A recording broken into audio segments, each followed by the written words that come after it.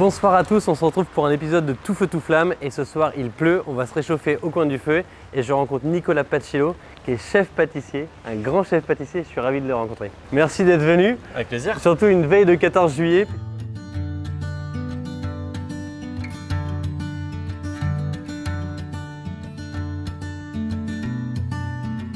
Bon alors Nicolas, comme je te disais, il y a 5 chapitres. Ok. Là c'est tout de suite le premier chapitre, c'est l'allumage. Donc l'idée c'est d'une part que tu lances ce feu. Mais je suis nul pour allumer les feux. Je sais, justement, je te sors de ta zone de confort. Si je te demandais de faire un éclair, ce serait trop facile. Ouais, exactement. Donc tu as des allumettes et tu verras, il y a quand même des choses qui facilitent un peu la tâche dedans. Ce que je te propose, c'est qu'on trinque. Et pour les gens qui écoutent Santé, je suis ravi de te recevoir. Et est-ce que tu peux, en une phrase, si ça tient, te présenter? Eh ben, je m'appelle Nicolas Pacillo, je suis chef pâtissier à Paris depuis maintenant presque 16 ans. Et je suis dans le métier depuis 21 ans. Et tous les jours, c'est une aventure. En fait, si tu veux, ça serait trop long à te dire en une phrase. C'est déjà pas mal, il y a déjà beaucoup de choses. C'est que regarde, je suis là, en train d'allumer un feu avec toi. Enfin, tu vois, voilà, c'est de nouveau un chapitre, une page qui s'écrit. Et tous les jours, c'est comme ça, quoi. Mon métier, tous les jours, c'est comme ça. Moi, je t'ai invité parce que en regardant un peu des interviews, tu disais que tu ne disais jamais non. Et Ouais. effectivement, je lui ai proposé. En fait, il vient un soir de pluie au coin d'un feu avec un inconnu. La veille du 14 juillet. Et où tu vas beaucoup bosser demain. Ouais. Bah écoute, exactement. c'est Non, super cool. sympa. Merci à toi de m'accueillir. C'est vrai qu'en fait, on est une famille, on est 4 enfants, enfin les parents, donc on était 6 et tous les week-ends, ma mère elle faisait des marbrés, des petits gâteaux familiales comme ça à la maison. Et puis vite, c'est moi qui ai pris le relais dessus quand j'étais plus jeune, parce que je trouvais ça cool déjà. Je m'en rendais pas compte à l'époque, mais je pense que tu vois, ce mélange de farine, d'œufs, machin, truc, savoir que tu pouvais créer des choses, je pense qu'indirectement, c'est ça ce qui m'a attiré. Donc c'est moi qui les ai fait au bout d'un moment assez rapidement. Jusqu'au moment où ma mère elle s'est dit putain il aime bien ça, on va le mettre en stage pendant les semaines de vacances chez le pâtissier, voilà. Trop bien. J'ai fait ma semaine, j'étais en 4e, j'ai fait ma semaine de vacances là-bas et puis après systématiquement moi, à toutes les semaines, toutes mes vacances scolaires, je les ai passées là-bas jusqu'en fin de 3e. J'y allais tout le temps et forcément il m'a appris, regarde, bientôt je vais mettre. Il l'a trop bien allumé là. Non bref. Les pompiers. Et puis sorti de 3e, forcément, je connaissais tout là-bas, donc il m'a appris directement l'apprentissage. J'ai fait 2 ans de CAP, une année de mention complémentaire à fond sur le chocolat. À 20 ans, j'ai eu cette place à Paris qui m'est tombée comme ça. Enfin, je dis toujours, il y a des trains qui passent. Ce train il est passé, c'est ma prof de BTM, donc dernière année, repas de promo, qui me dit tu fais quoi? Je dis bah rien en fait, il me garde pas. C'est mon premier patron qui me disait je te garde pas, il faut que tu partes maintenant. Alors ça me faisait un peu chier au En début. étant parce que gentil j'étais bien. ou Non, en essayant de me faire comprendre qu'il fallait que. Enfin, pas que j'avais plus rien à apprendre chez lui, mais j'avais fait le tour. Ouais.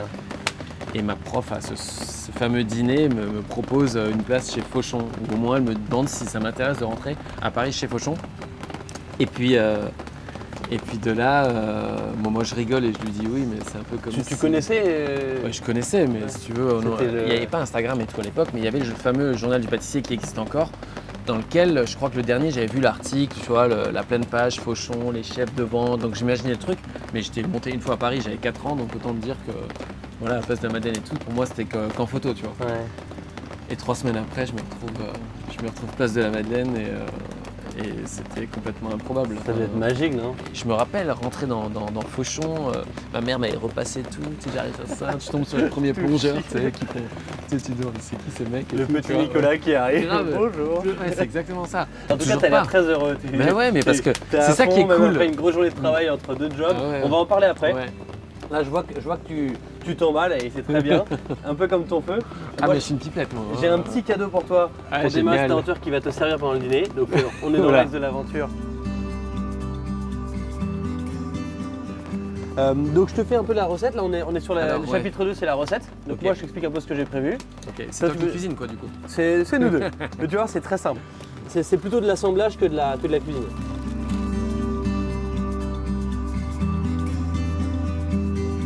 Tu as déjà commencé à répondre à ça, mais le but de la recette aussi, c'est de savoir comment est-ce que c'est la recette pour arriver là où on est aujourd'hui. On a déjà eu le début d'histoire parce que tu as commencé très jeune et puis je crois que le grand départ, ça a été Fauchon. Ouais. Et, Ouais, le grand départ, ça a été. Non, on peut dire que le grand départ, ça a été chez moi à la maison. Enfin, j'ai la même passion que quand je faisais mon marbré à la maison, enfin aujourd'hui. Non, mais quand je mettais le marbré sur la table, tu sais, ça, quand tu mets un gâteau sur la table, tu peux mettre du salé, c'est bien, c'est cool, mais quand tu mets un gâteau, ça excite tout le monde. bah, l'avantage du gâteau en plus, c'est que autant le marbré, tu as envie de le manger à 10h, à midi, à 16h, et le bœuf bourguignon, je veux dire, à 9h du matin, c'est moins quoi. il a moins d'intérêt, quoi. Je dis toujours, on m'a mis dans une machine à laver, et puis c'est reparti quoi. J'avais déjà appris beaucoup, sauf que là, c'était différent encore. C'était une vie en brigade, on était 40.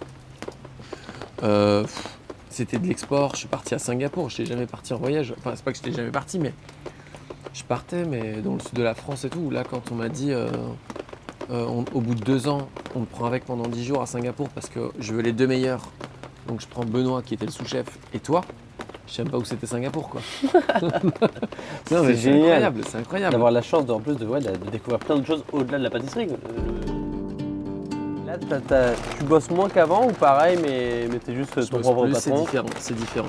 Mais je bosse, non, je bosse. Je pense que j'ai jamais bossé autant qu'en ce moment. Pourtant, j'ai déjà beaucoup bossé, mais c'est différent parce que là, il y a. Avant, c'était 6h, 22h pour vous donner une échelle, et maintenant, c'est. Avant, c'était que physique.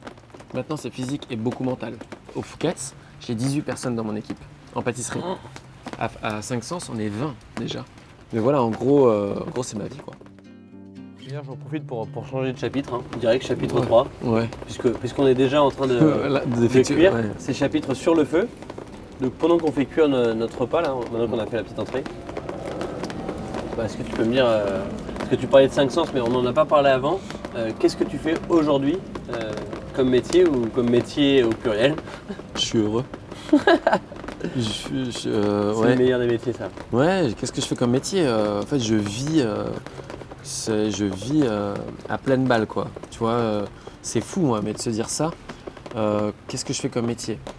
Je suis entrepreneur, un peu patron, si on peut dire ça. J'aime pas ce mot, mais je suis passé dans la case patron depuis 5 sens. Je suis aussi chef de service et je gère donc du coup une brigade au Fouquet's. Donc au Fouquet's, je dépends d'une direction, je dépends d'un groupe, je dépends de gens qui ont encore, tu sais, qui te donnent encore la direction de là où on va. Et à côté de ça, je suis entrepreneur. On a lancé 5 sens et c'est moi qui crée cette direction-là. Et avec William. Là, t'es complètement libre chez 5 sens. Ouais, on est tous les deux hyper complémentaires. Et William, il est du métier ou pas Il du est tout? de la finance, mais il est hyper passionné de gastronomie et il est surtout. Mais j'aime pas dire finance parce que ça le met dans une case qu'aujourd'hui il ne l'est plus. Enfin, même s'il gère ce côté-là. Mais il est surtout. Il développe. C'est quelqu'un qui a des idées, c'est quelqu'un qui a pas peur aussi. Ouais. Ouais, et on est hyper complémentaires sur ça. Sauf lui, il fait pas de gâteau, mais il est à l'aise avec les chiffres. Du coup, on est hyper complémentaires. Enfin, moi, je suis heureux dans un labo. Je suis heureux quand là, il y a moyen de cuisiner un peu. Je suis heureux quand il y a un verre. Et je suis heureux quand je suis avec mes équipes. Mais je travaille pas pour l'argent. Aujourd'hui, je travaille pour vivre des moments exceptionnels et comme ce soir. Tu vois. Pour moi, c'est un moment exceptionnel. Aujourd'hui, il y a Internet, il y a Instagram, il y a tout ce monde virtuel. Mais c'est pour ça qu'on a fait 5 sens aussi. C'est parce qu'on aurait pu faire ça sur Instagram. Mais on s'est dit, si on fait une boutique, il faut qu'on apprenne quelque chose aux gens. Tu vois, et pas seulement faire venir les gens dans une boutique et c'est tout quoi.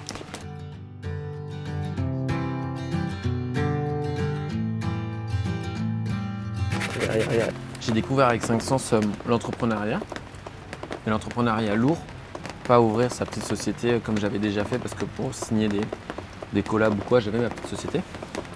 Mais là, c'est gérer des lieux, gérer des employés, des organigrammes, des gestions du personnel de tous les jours, quoi. Enfin, il y a tellement de cas tous les jours à résoudre que les gâteaux, ça devient... C'est plus Mais aujourd'hui, effectivement, c'est de se dire... créer une marque avec des valeurs, donc comme je te dis, autour de la matière première, ouais. Et pas simplement faire une pâtisserie pour faire une pâtisserie. Et je me suis toujours dit, jamais j'ouvrirai une pâtisserie qui ressemblera à une autre pâtisserie. Jamais. Enfin, j'ai pas envie de m'enfermer dans un truc où je suis derrière dans le labo.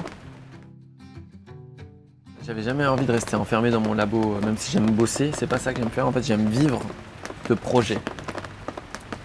Et tant qu'à faire, autant les faire autour de la pâtisserie, ce qui m'anime. Et aujourd'hui, ce qui fait que clairement, 5 Sens, j'ai découvert l'association, donc on est 2. Les choix, c'est ensemble, les erreurs, c'est ensemble, et les réussites, c'est ensemble.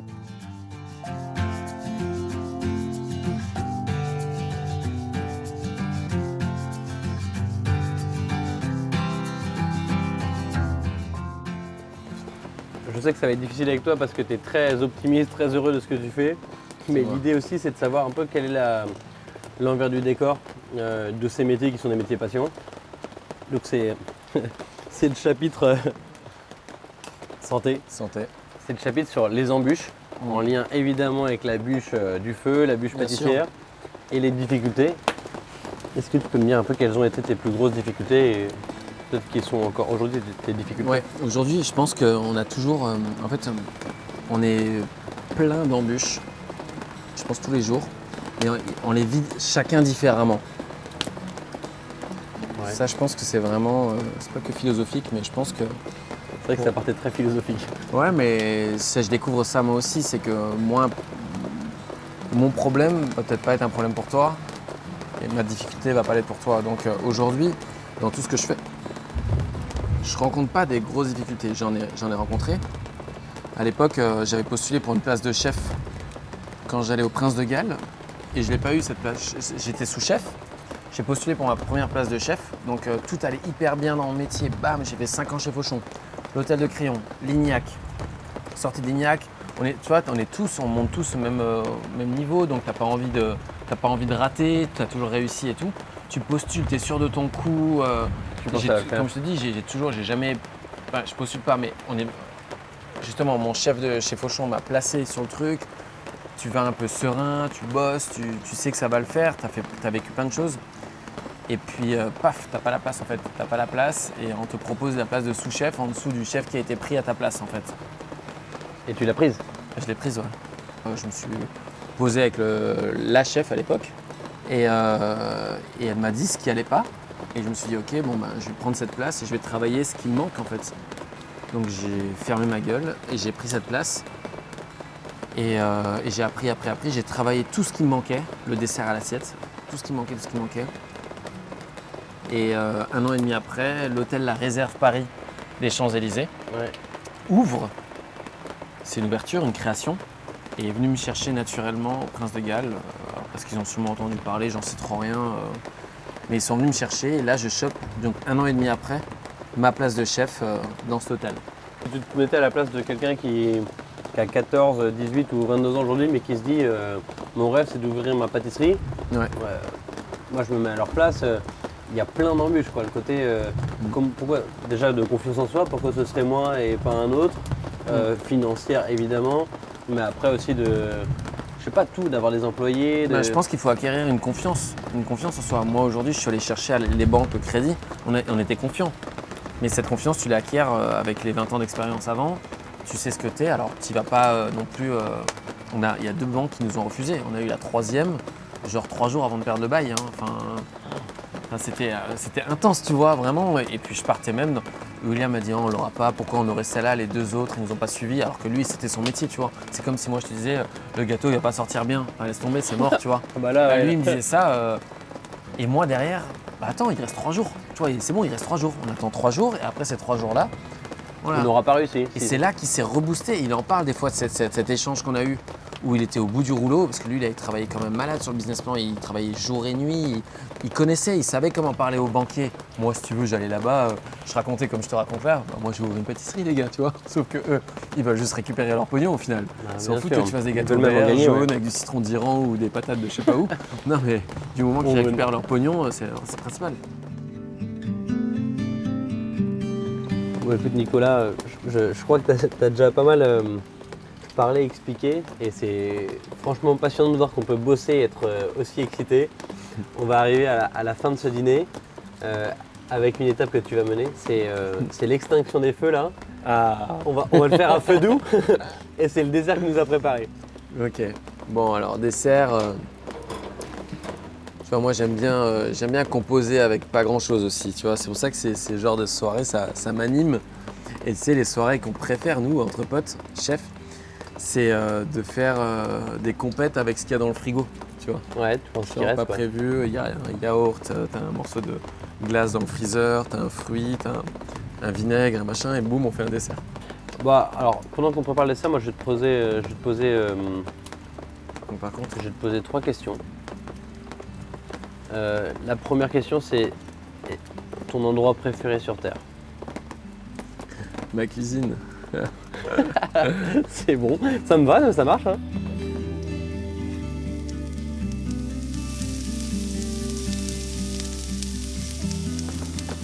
Un peu de vin rouge.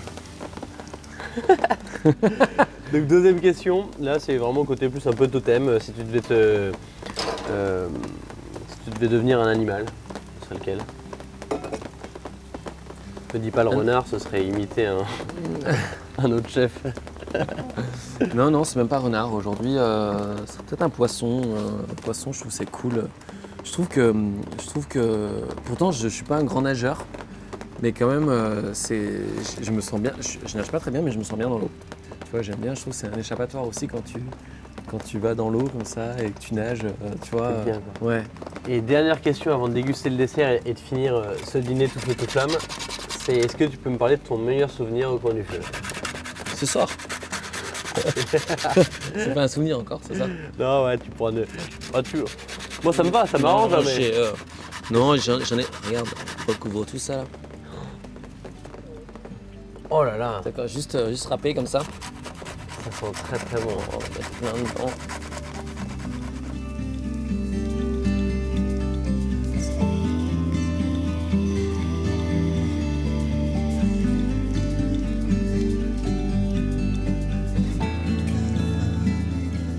Bon, écoute, Nicolas, franchement, merci beaucoup pour ton témoignage. De rien, merci à toi, Et- c'était canon.